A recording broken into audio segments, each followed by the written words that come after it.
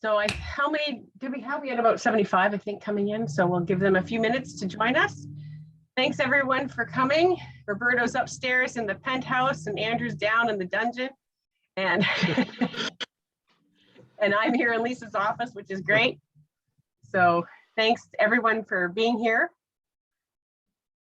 We always like having the health unit come because we have muffins. Appreciate it. Yeah. So let's see, we've got 56. Looks like we've probably got our crew in. Oh, another one coming in now. So thanks to Suzanne and Leslie from Quinte West Chamber and Leslie from the Prince Edward County Chamber and Roberto and Andrew from the health unit for joining us today. Suzanne initiated this one, not anticipating how much we might have to talk about today. We had a whole series of questions that were set up that were all about how do we manage in an orange, how do we deal with people coming from away, some of those things. Anyway, I'm going to pass it right over to Andrew and Roberto right now. And thanks everyone for joining us. We are recording it. So if you miss a question or you miss something else, by all means, we'll be able to hear it again. And add questions to the Q&A or the chat area, and we'll answer them as we can. Sure. Andrew, I don't mind going first just to give a quick background of the current situation in Hastings, Prince Edward counties, and also mention that initially our intent here today was to talk about the recently passed Section 22 order by Dr. Orglaza, but obviously last night's news or rumors of coming lockdown starting on Saturday, we can talk about that a little bit as well. But in terms of background, if you go on our dashboard, HPEPublichealth.ca, you can see that we have 71 active cases currently in our area. 20 of those are VOC related, so VOC variants of concern are in our area. So that amounts to about 29%. That percentage can fluctuate depending on the number of active cases and the number of actual active cases that are VOC. So I think it was a bit higher earlier, but it's dropped as cases are resolved. As well, in terms of inspection and enforcement, since we last met, there's been a number of charges laid against individuals and businesses in our area, and I'll just go over some of these.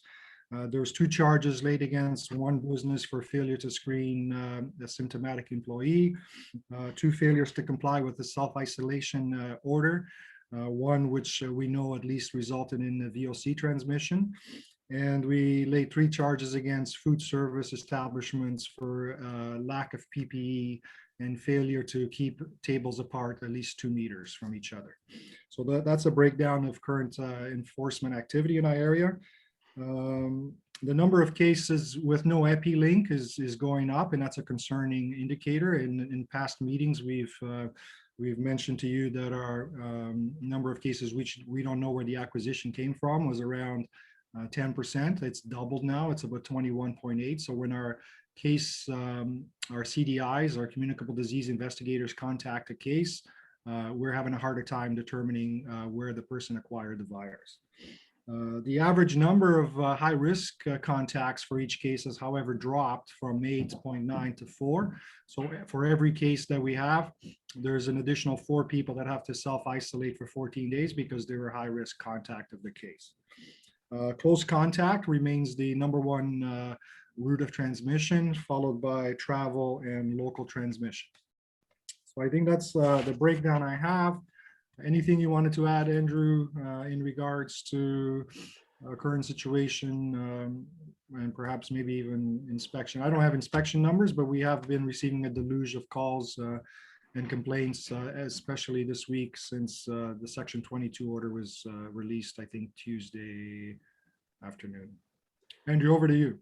Yep. Well, good intro, Roberto. Thank you very much. And yes, we've had a lot of calls, a lot of complaints, and we've had telephone problems and computer problems. So it was a very hectic time once the Section 22 was issued.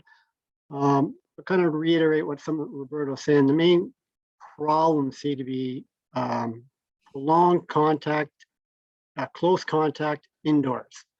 And that doesn't specify any particular premise or type of operation.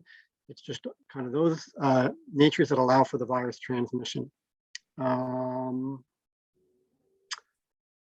I think that's about it. Outside of, in some ways, our medical officer of health was trying to nip this in the bud. And at the time when this was first issued, only very short time ago, some may have seen that as jumping the gun a bit. It wasn't so bad here because we were doing fantastic.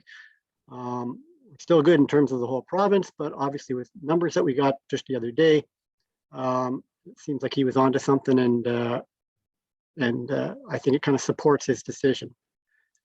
So kind of open it up now to the field. See if we're ready for questions. I can start with a question. One of them is, I think, like you said, Dr. Algaza did issue that Section 22 order. And I think, coming at it from a business perspective, I think a lot of the problems people had with it was the timing of it.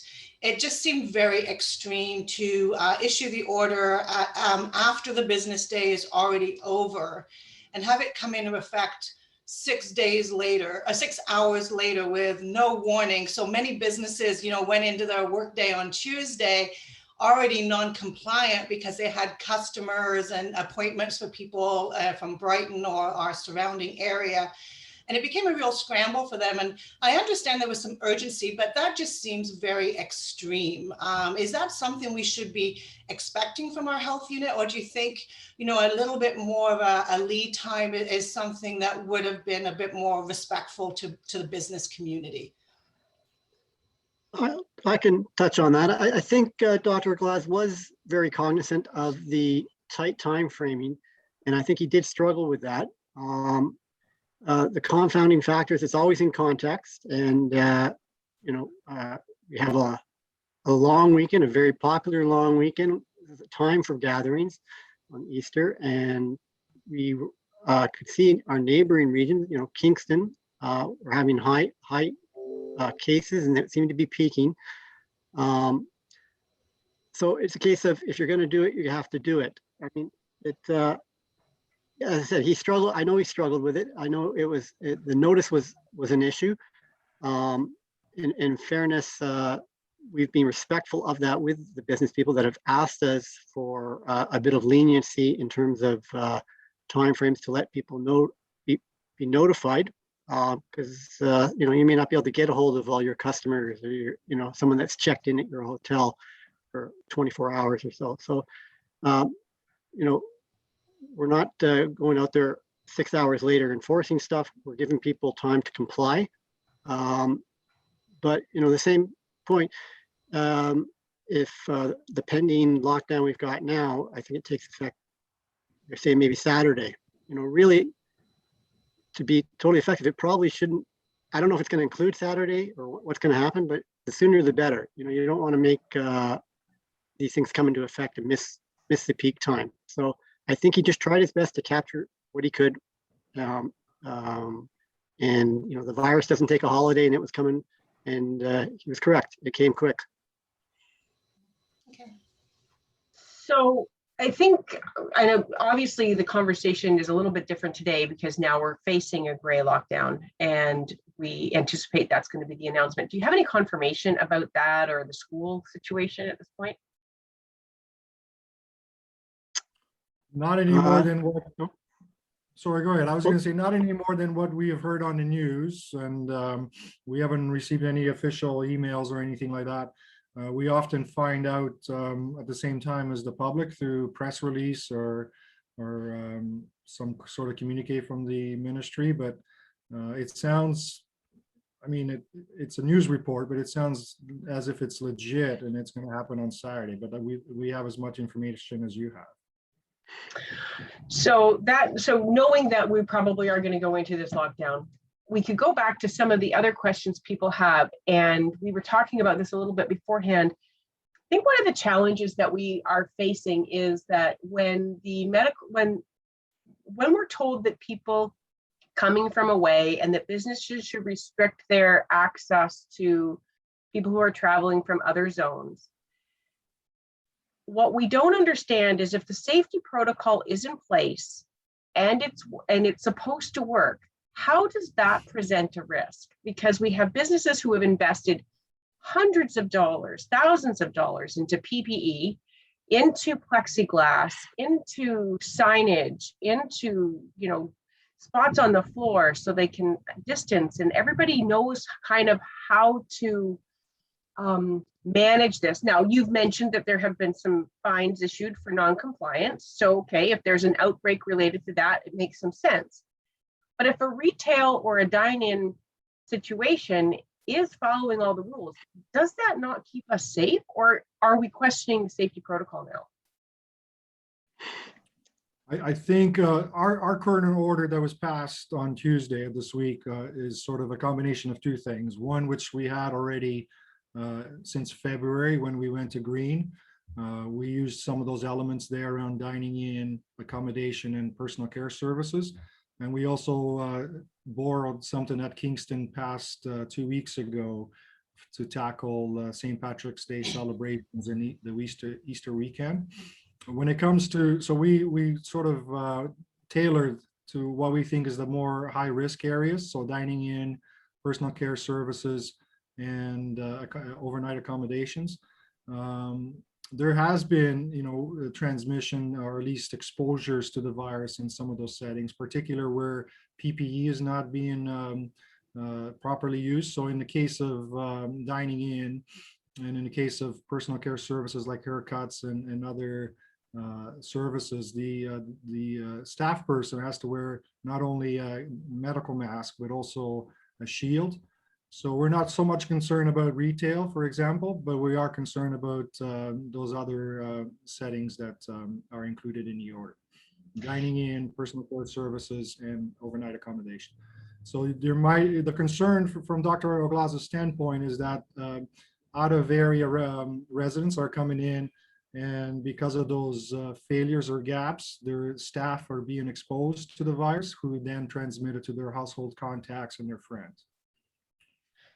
And with the effective contact tracing that you're doing, is there evidence of that?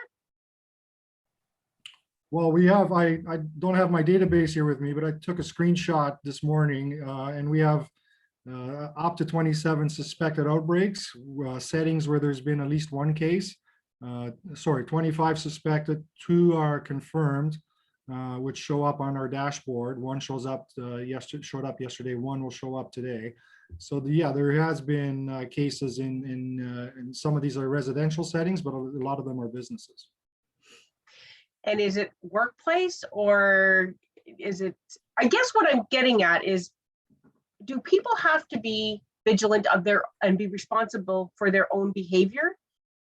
Or is it businesses who are not being responsible? Because this is the pressure that we're getting. And when a business is told that they are kind of responsible for causing the spread or being part of the transmission issue, then that also means that the public in general starts to blame the businesses and they start to blame the tourists. But last summer, we didn't see this uptake.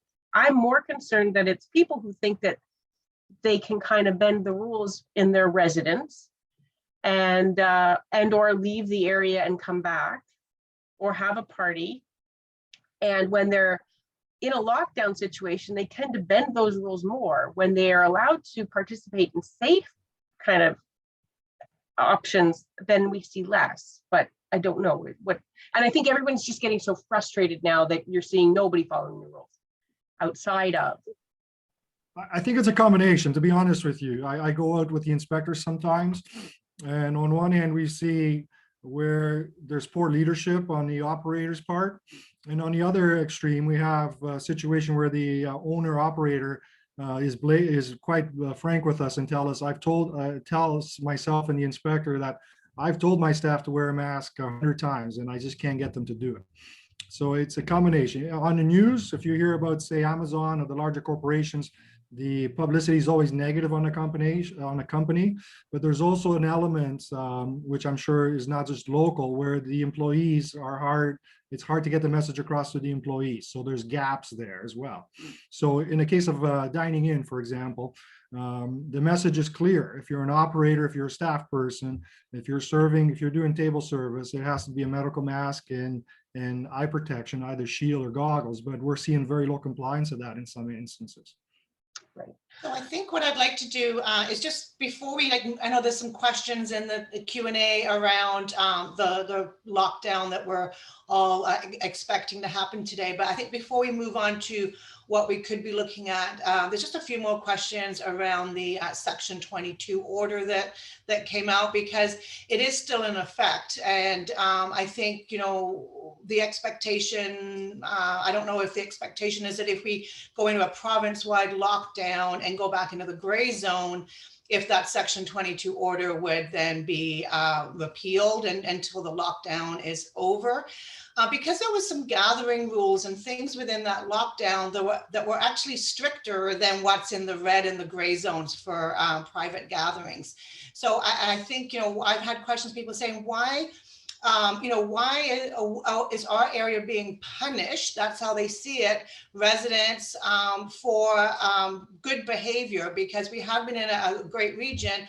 But, you know, other areas that are gray and red, they can have more people meet outdoors than we're currently allowed. And you're saying that most of the transmissions are happening indoors. So why the need to restrict outdoor gatherings to such a small number when in the gray zone lockdown you can have 10 and in the red zone you can have 25 people? Why are we subjected to such a strict rule when there's very little evidence of transmission in outdoor gatherings? So the order, the way it's crafted, it applies only to private settings. So private dwellings, residences, condo units and condo amenities, apartment buildings, and student residences. It doesn't apply to other settings. So a business and an organization, the numbers still apply there under Regulation 364 because there are controls in place, or hopefully there are controls in place put on by the operators and staff. Other public places, like we fielded calls from municipal partners around parks and pavilions, those numbers are still there. We're concerned about the gatherings in people's homes. We've had instances here, one instance in particular that, you know, I think led to at least 5 cases, 13 high-risk contacts, a birthday celebration, that type of thing. That's what we're trying to get a handle on. And then, you know, speaking of that, you mentioned dine-in. I know one of the questions that we have in the Q&A is the wording in that Section 22 order was quite confusing for businesses. So from a restaurant perspective, you've used the word dine-in. Does that mean now with some milder weather coming that restaurants in our area will still be allowed to have people dining on a patio? Dining in, I mean, some people refer to it as table service. We use the word dining in. In the future, we might, you know, include both. It includes dining in is allowed for residents of Hastings, Prince Edward County, both indoor and outdoor. The table size is 5 per party. But if you're out of area residents, you know, dining is not permitted at this time. So they wouldn't be allowed to dine at an outside table. It would have to be a pickup, a takeout order only. Yeah. So we're not, you know, it's not a blanket prohibition on out of area travel. People can come and visit, but there's restrictions over overnight stay. They can have takeout, but they can't have dine in, and they can't say go get a haircut or something like that.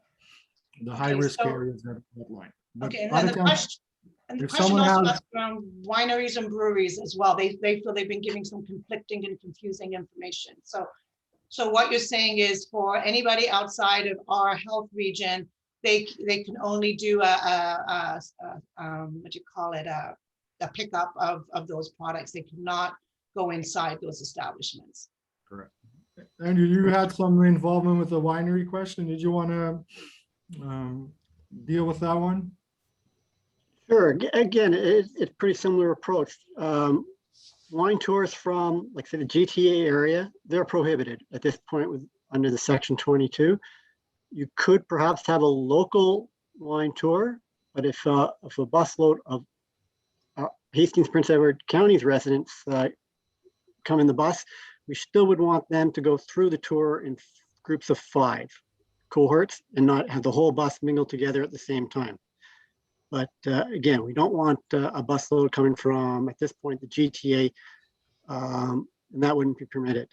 And, there's always exceptions. So if we've got the healthcare workers coming in, we don't want them also, if they're here for an essential reason, that's fine, but they're not to dine in.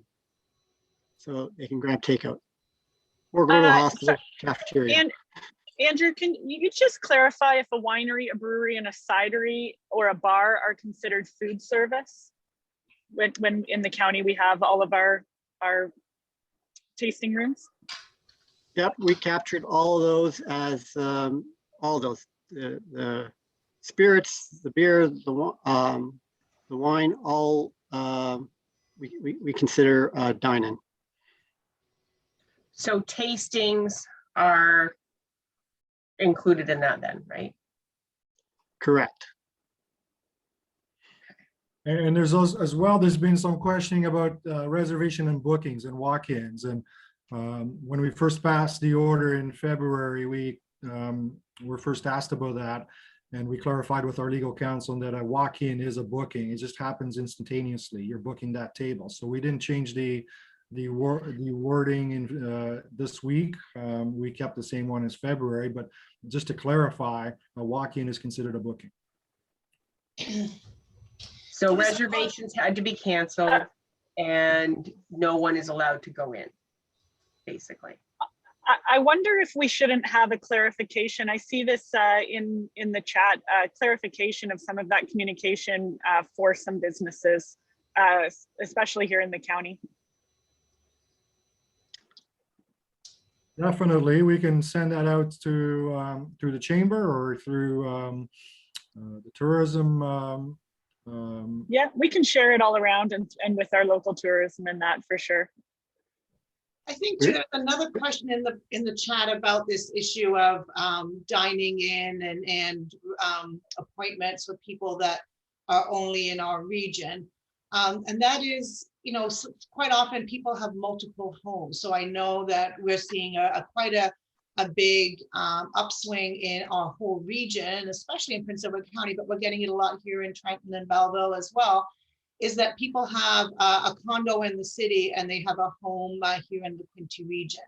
And so if their driver's license has their Toronto address on it, but they do in fact own a property here and have been staying here for months, many of them throughout the lockdown, what is a suitable alternative piece of ID that they can use to prove that they are actually living in our area, even though they have dual homes? So that's where we kind of started getting into the weeds. We use the word residence. We recognize that there's some people have multiple residents and they might have a residence in GTA or other area and one in locally. I think the operator is responsible for doing their due diligence.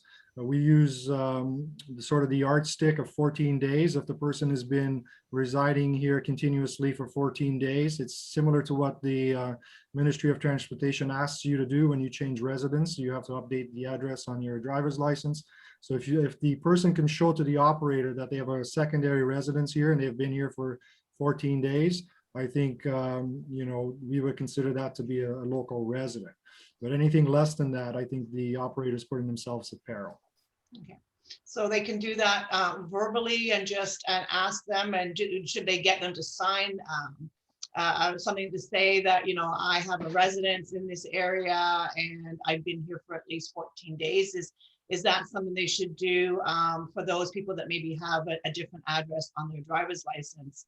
Just ask the person to sign off on that, because I mean, how much can a hostess at a restaurant get into it with somebody when they're standing there saying that, no, I live here, I have a house, I have a home here as well.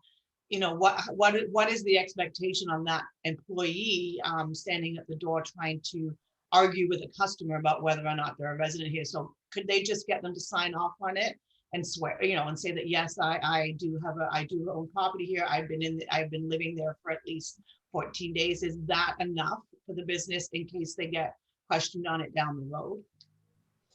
Well, as well, under the order and under the regulation, but especially under our order, food and drink establishments are required to get contact information for each person in the party. So a table of 5, we need 5 names and 5 phone numbers so that we can verify if there is, if we find out that one of the staff was positive, or one of the customers and they were there during their period of communicability, then we go back through those logs and determine what type of exposure it was, whether it's high risk or low risk. So getting that information from the customers, each person in the entire party and their phone number, so that in case public health comes around asking questions or bylaw or the police, then that information is there.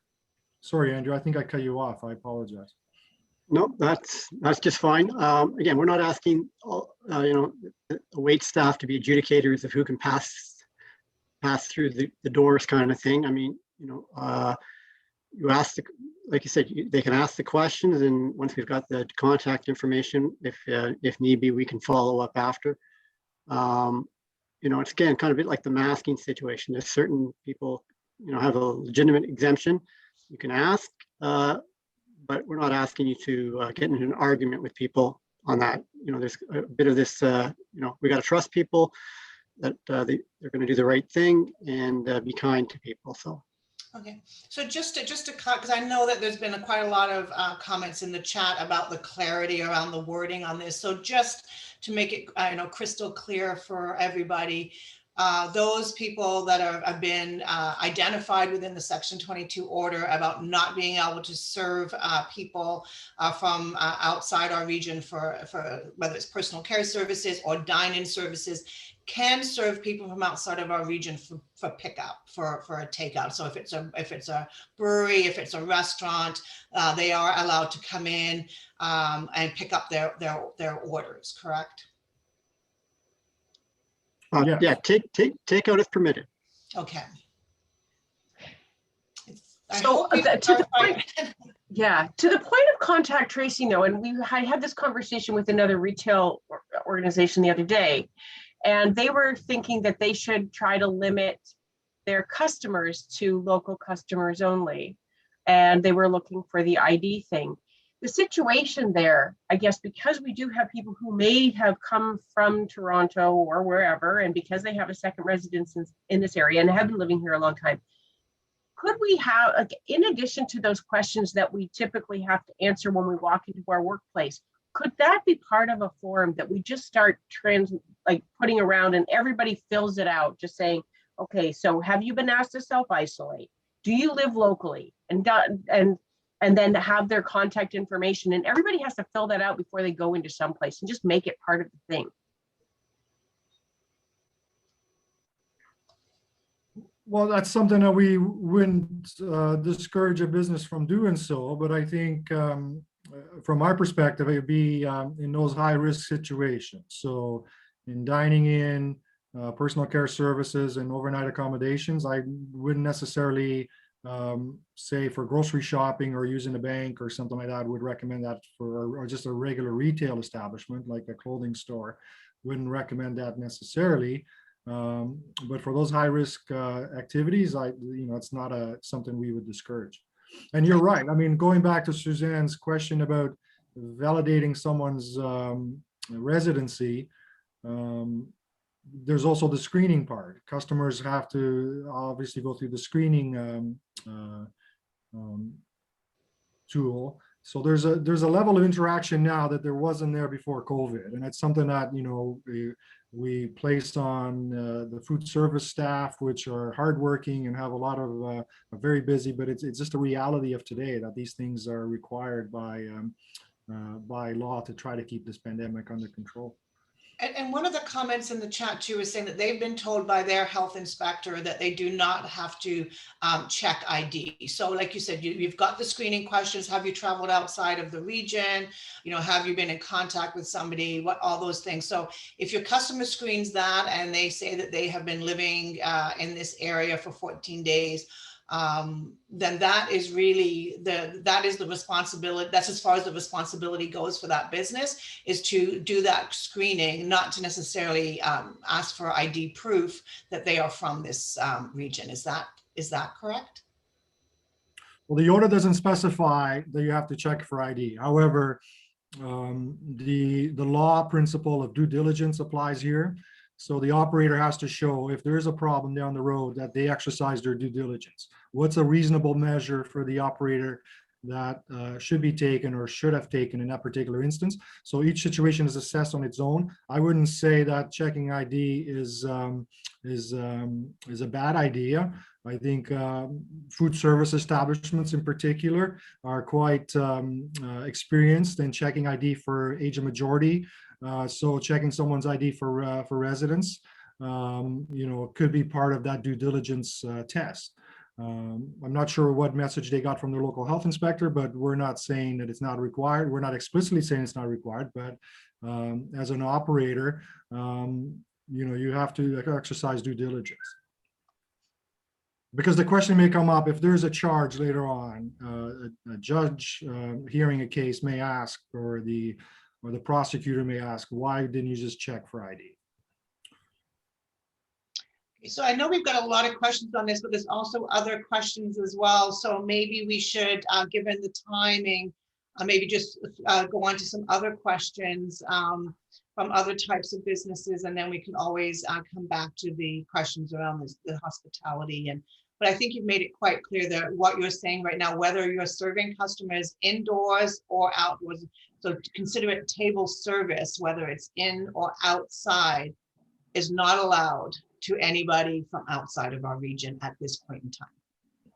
And we understand the concerns from business. I mean, this does have an impact on business, but we're also hearing the concerns of residents of the area about how busy the area gets with outsiders. So we're not trying to prohibit outsiders or people from out of area, but we're just trying to pinpoint, be surgical in terms of addressing what we think is high risk areas for transmission.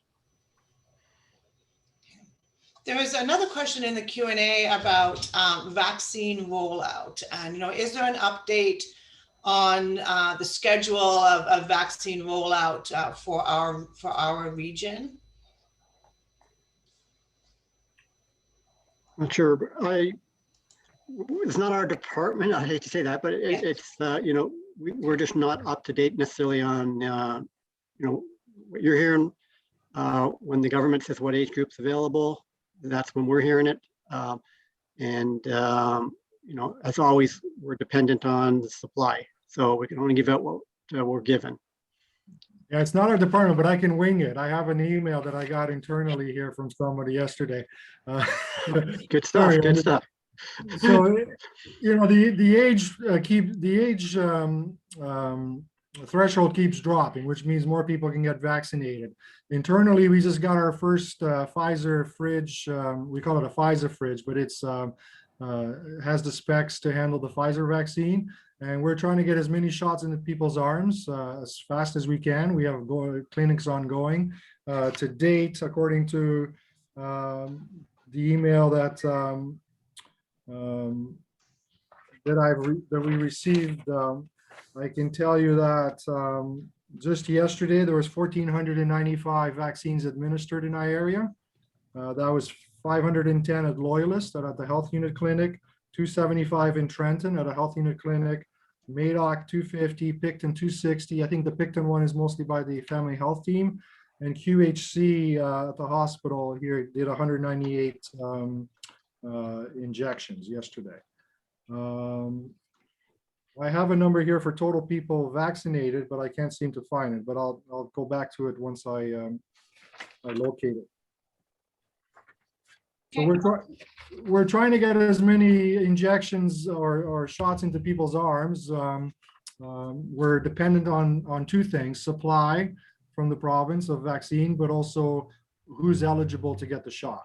So we get our marching orders from the province in those two areas, but and then we operationalize the clinics ourselves or in partnership with primary care or acute care. Okay, so another question, and I know that you guys have a great website that has a lot of information on it. So I think, you know, that would be somewhere that people could go to get the most up-to-date information on the vaccines. Another question that's in the Q&A is around campgrounds. They're still closed, but they're supposed to be opening up in another 4 weeks. Of course, some people, it's not short-term, it's their summer residence at these campgrounds, and they have trailers for sale.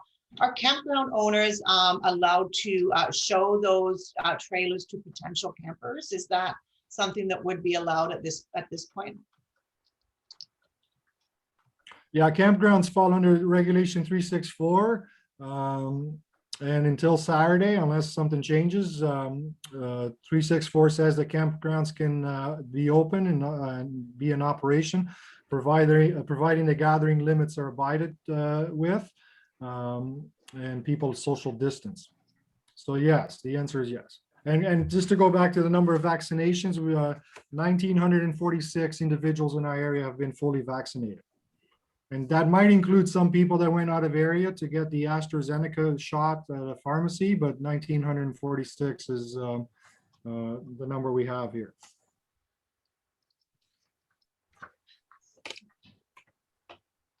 Sorry, Roberta, that can't be our total to date, 19,000, is it maybe? 1,900, sorry. No, is Fully that vaccinated, 2 shots.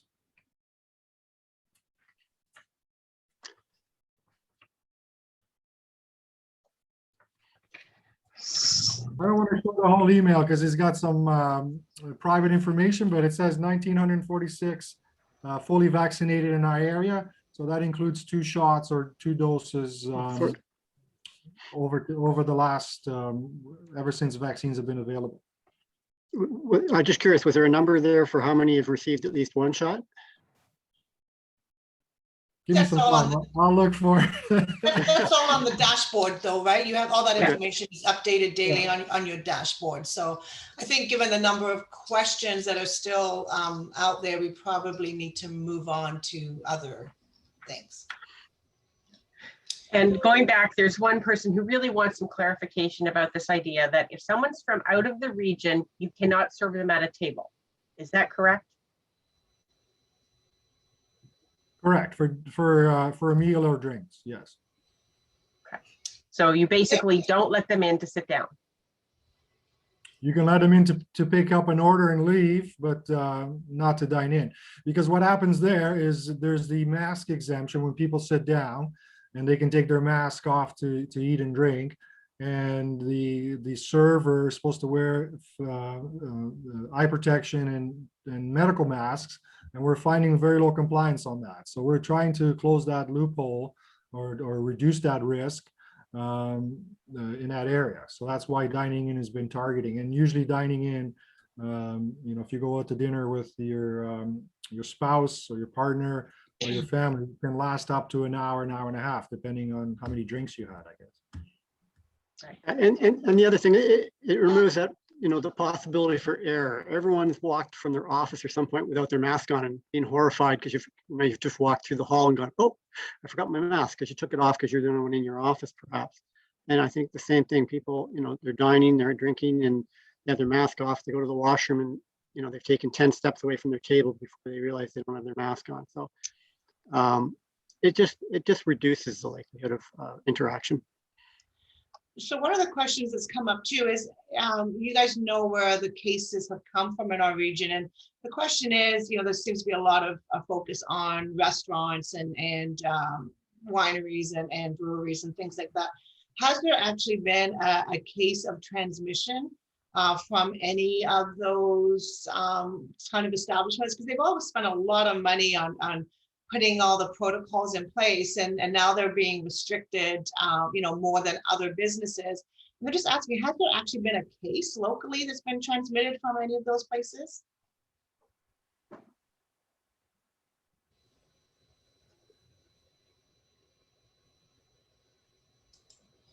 On a list of 25 suspected outbreaks, plus 2 confirmed, I see at least 2 names of food and drink establishment. Now, this is not an exhaustive list.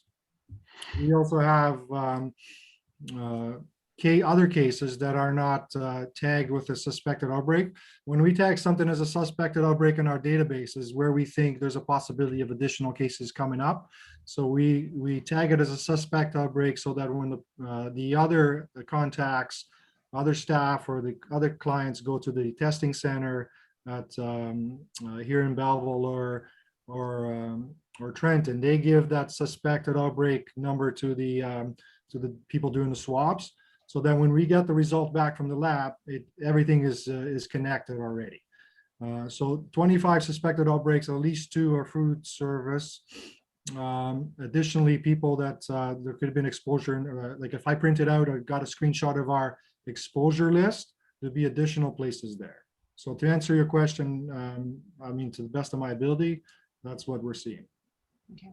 And that's a shift because we hadn't seen any of that before. I think, yes, over time, I think when we first started meeting and doing these calls with the membership, we weren't seeing that, but it's, you know, it's not unexpected. The VOC is 70% more transmissible than the original variant, if you could call it that, the original virus. As Andrew said, little mistakes can lead to transmission when something is that transmissible. We had a situation where 2 VOC cases were in our area, isolating for 14 days. Someone else tested positive within the vicinity of their living unit, and we don't. They say they had no contact with each other, so it's a bit of a mystery how that happened. We think this virus can transmit very fast. When we talk to our Peterborough colleagues in who dealt with the college outbreak, they're seeing people who didn't come across each other in a hallway, you know, catching the virus, and the incubation period, which normally is 5.5 days, was down to 3 days. So it was spreading very fast. And I don't want to sound alarmist, but that's what we're hearing and seeing.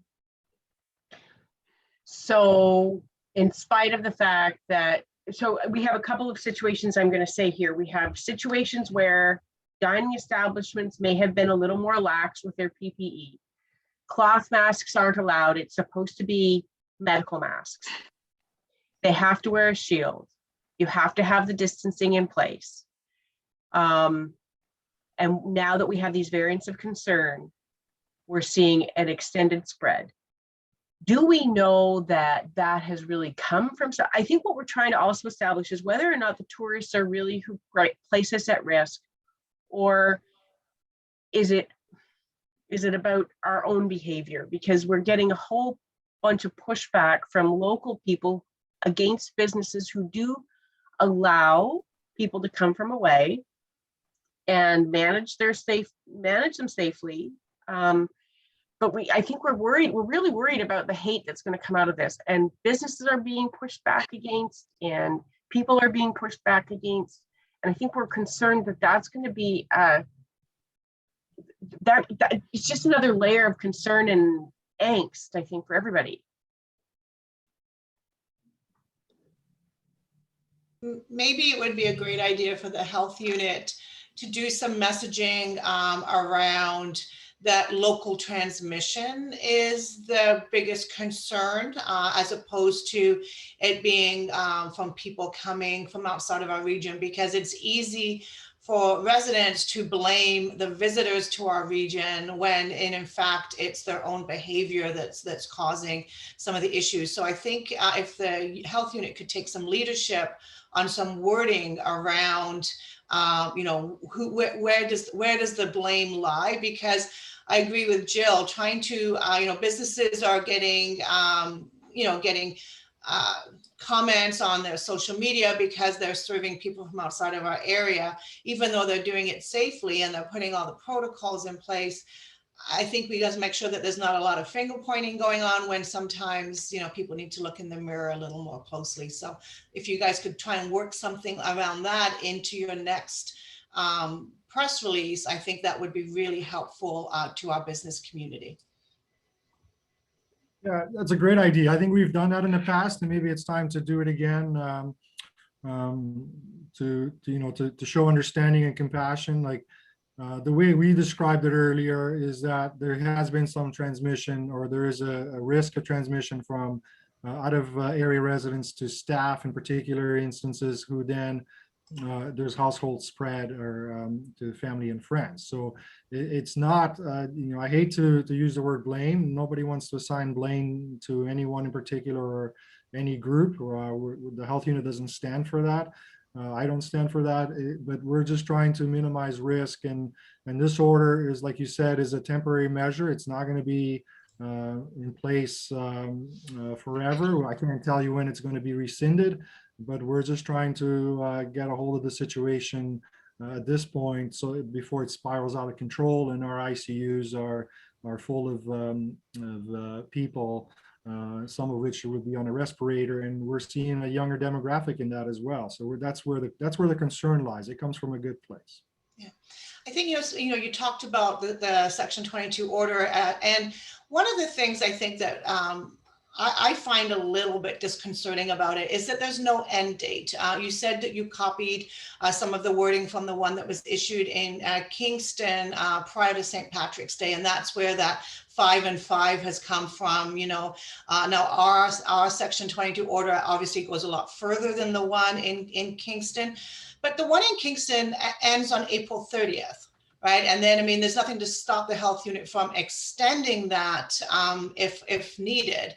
But when our health unit issues these Section 22 orders, there's no date in sight. And I think that causes a lot of upset for people. So I would suggest that, maybe it's something you guys can look at is putting a date on it, so that it gives residents and businesses something that they can work towards. Right now, it's just ambiguous. Is this going to go on forever? I think at this point, as we're facing down a third shutdown, as we're looking at this Section 22 order, which is quite restrictive compared to what is in the framework, I think it would be more fair to put some kind of a date on it, which we know the health unit is going to review it and either let it expire or choose to extend it. And, you would have to have a reason to extend it, right? Interesting point. I would think that actually, typically, I don't think most Section 22 orders that are issued do have end dates. Now, Dr. Moore did put one in for the end of April 30th. I think that was the exception. Usually there isn't one because nobody can predict the future.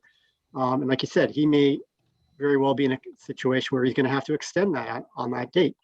But I think perhaps there could be some messaging at the start that, the placement of these orders is not ever intended to be forever.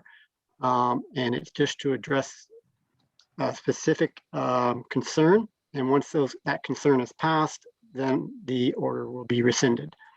Okay, because we have actually been under a Section 22 order since February. So, it was the last one was amended once everybody moved, back into the framework. But we have had extra restrictions in place on our region over and above the provincial restrictions since February 10th. So we're coming on 2 months now. So I think if you can't put an end date on it, I think what would be helpful is letting everybody, making sure everybody understands the review process.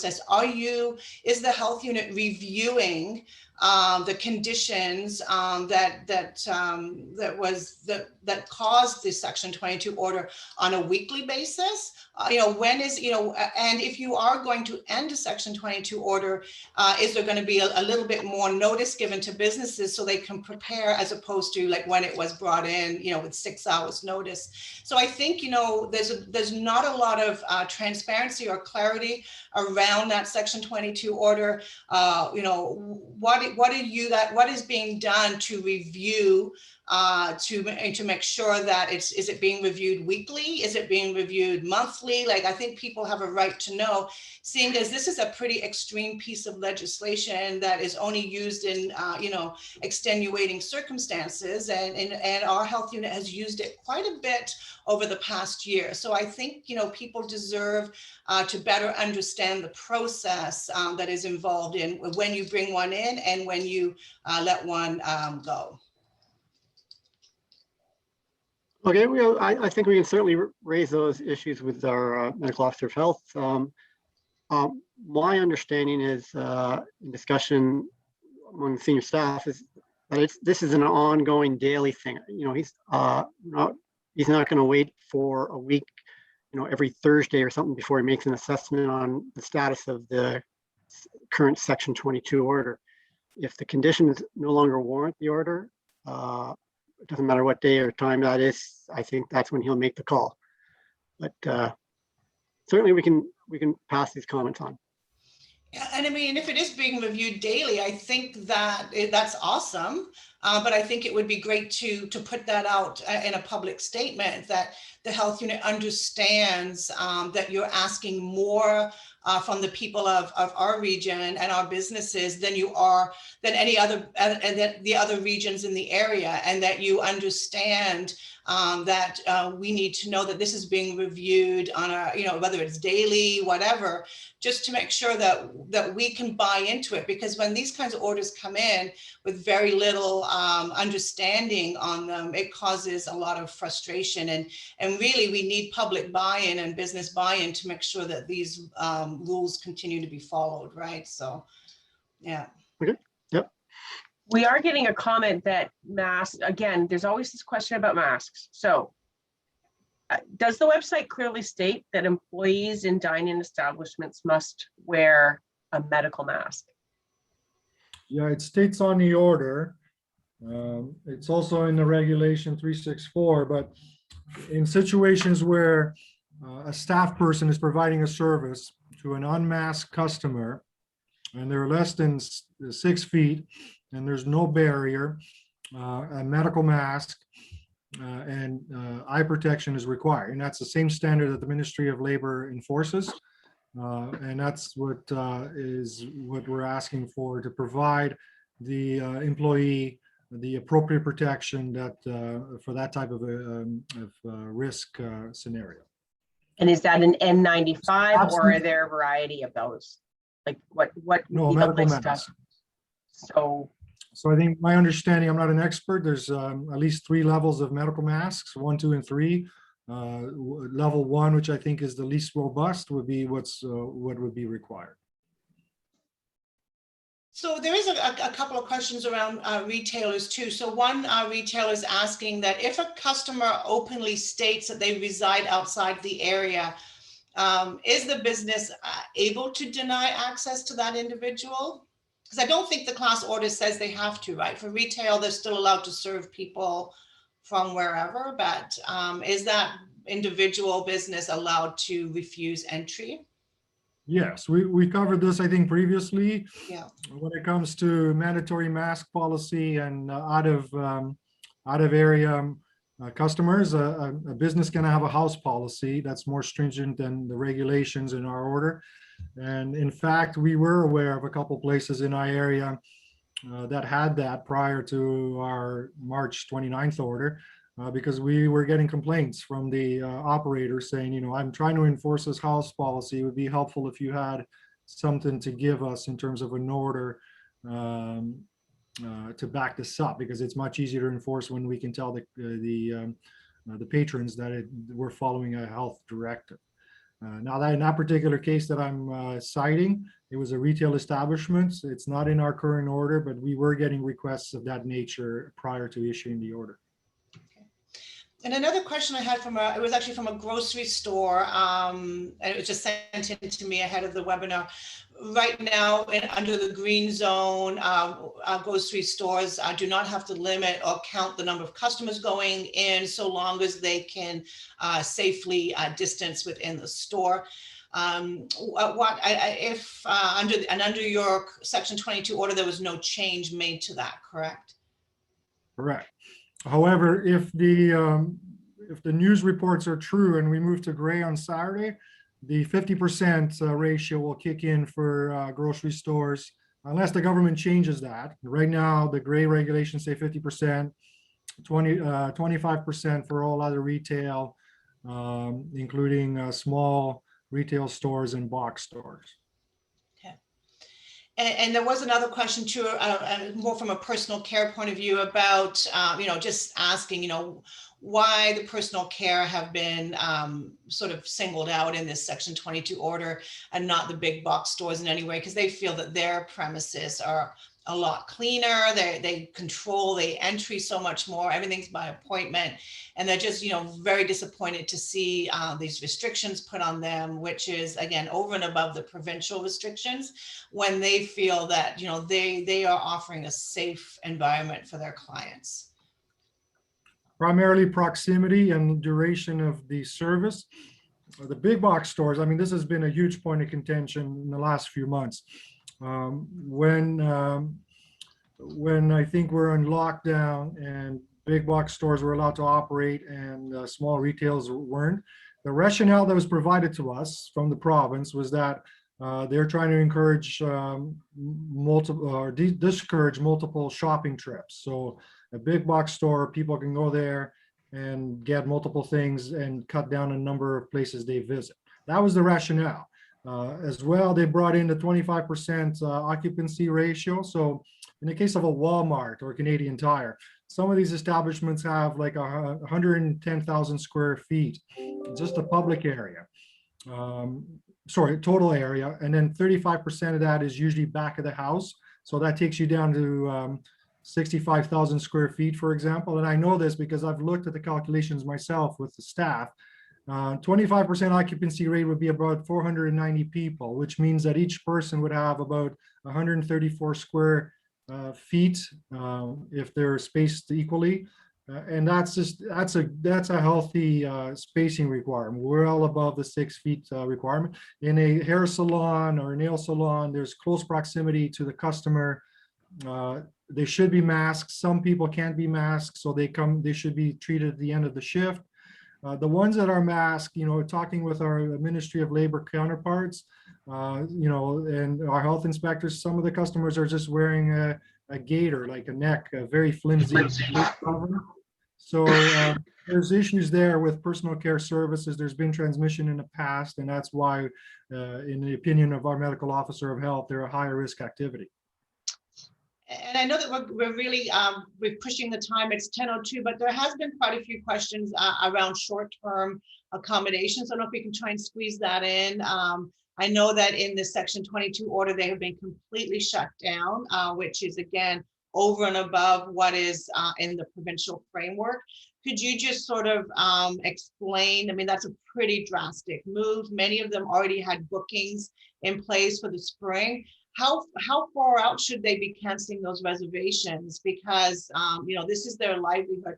And because we're in a green zone, a lot of businesses don't qualify for some of the top ups because they're not in a shutdown area. We're actually still green. So, we're putting restrictions on businesses, but they're not able to access the funding like other businesses can in shutdown areas. So kind of those two questions. I defer to Andrew on this one.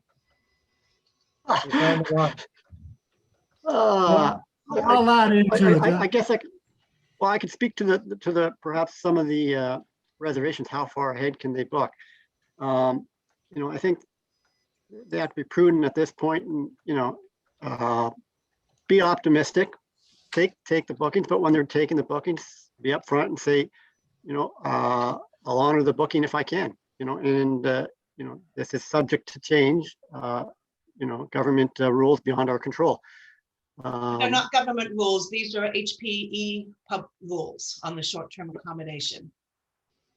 Well, I kind of think of us as government. Okay. Sorry, that was just. Yeah. So I can't remember your other Yeah, so question. I guess just because you've completely shut down an entire section of our hospitality tourism industry here in our region, an industry that's already been hard hit. And so it's not even like people from our region. I know some B&Bs actually had bookings for people from our region to stay, and they've had to cancel those as well. So you have completely shut down any possibility of making any livelihood. And, there's no end in sight for it because there's no end date on this order. It's over and above the provincial regulation. So what is, how they need to know that this is the start of their busy season and they're being told they can't accept any customers by our local health unit. Your turn, Roberto. Yeah, no, so definitely, I'll field that. I have no issues with answering those questions.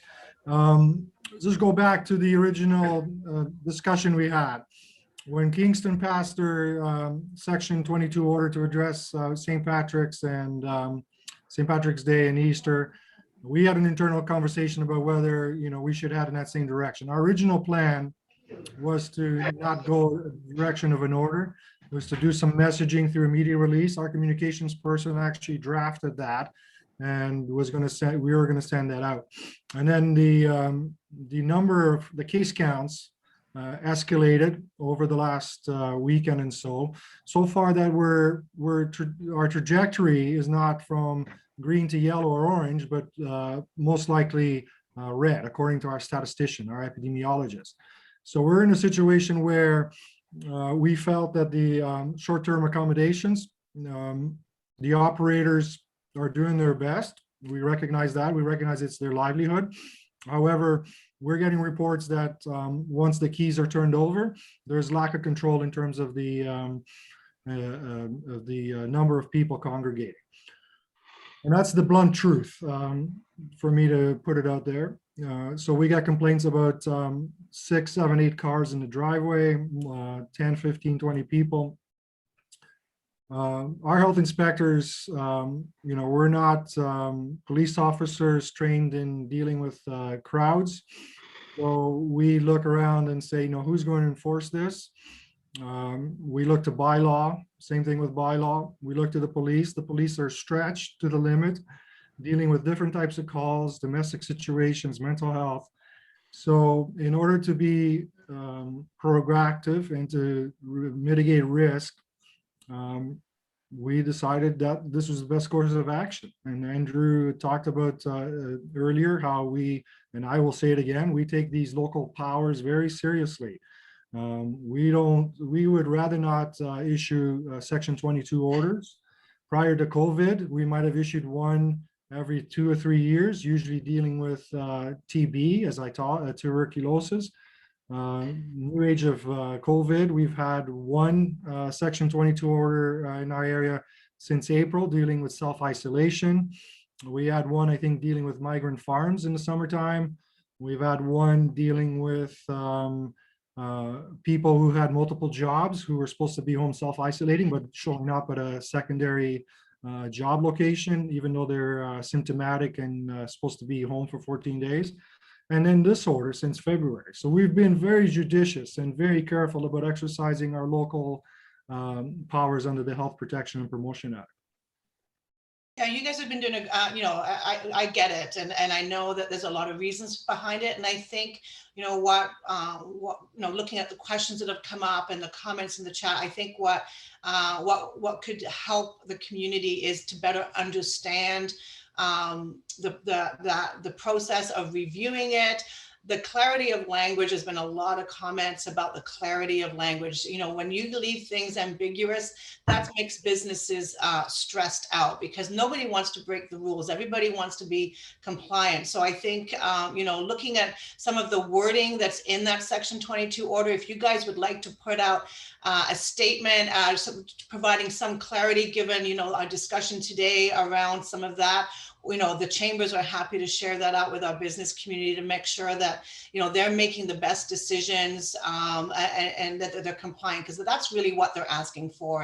And sometimes the wording, it might be clear to you guys what you mean, but for a business person looking at it, it may be quite a gray area for them, and nobody likes that. So, you know, I know that we've really pushed the time. I think I better, there's still a few more questions, but we can try, maybe Jill can get those answered after. And on behalf of the Quinte West Chamber, I want to just like thank you for your answers today, and for fielding it. You're in the hot seat for sure. You guys are the messenger. You're not the decision makers, but you know, it is something that is really important to our business community to get these questions answered. So thank you for that.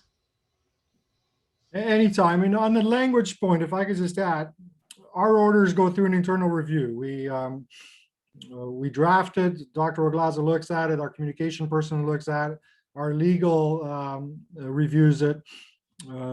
The language, I mean, we will take pointers from the industry and from the membership.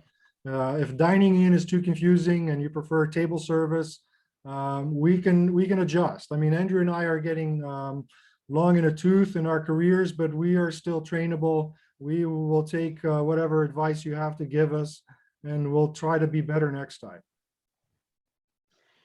Thank you. And I'll echo Suzanne there, where we know you guys are in the hot seat here, and I think it's just the confusion, and nobody seems to understand how we're supposed to move forward when we've done everything we've been told, and then we still get shut down. And I guess it's the dynamic nature of this virus too. It just changes all the time. So we understand that nobody has a crystal ball. We're working on that part too and trying to cope with it, I suppose. But I've pulled all these questions. I will send you the document I usually do. So if you can clarify the answers, try to put that into kind of some language I think people are looking for. And if you'll get back to us on that one fairly soon, that would be fantastic. Anytime. Thank you. Thank Thanks, you. guys. Okay, so we have recorded this, so we'll post it as soon as we can. And thanks everyone for joining us today. We know it's hard when the answers don't seem clear, but again, it's the nature of this pandemic. We just don't know what's really happening, and it is day by day. So please stay strong. We're here. We're working on it together. Thank you, guys. You're here. Thank you. Thank you.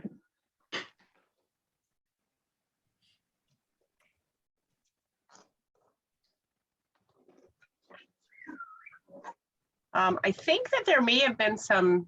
I think he's good. Oh yeah. Do we was still gonna say have media. people Yeah. staying? Media? Yeah. Is media still here? Did Suzanne leave? Looks like it. Yeah. And are we still recording? Yes, we are. Just hold on. I'll stop the recording.